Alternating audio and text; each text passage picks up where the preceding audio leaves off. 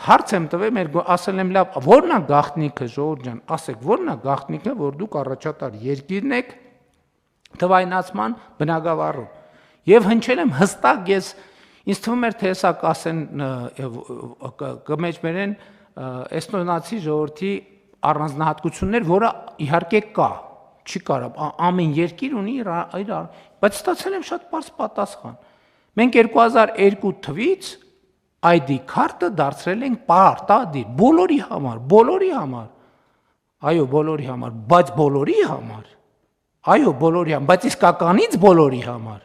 այո, իսկականից բոլոր նշանակում է բոլոր, այսինքն հիմա պատուհանից ում որ ցույց տանք իրանց համար էլ է պարտադիր, այո, բոլոր նշանակում է բոլոր, մեր մոտ բոլորը գիտեք ինչ նշանակում, եկեք գնանք ցանկացած որոշում նայենք, ցանկացած օրենք նայենք, բոլոր նշանակում է, բացի սրանից,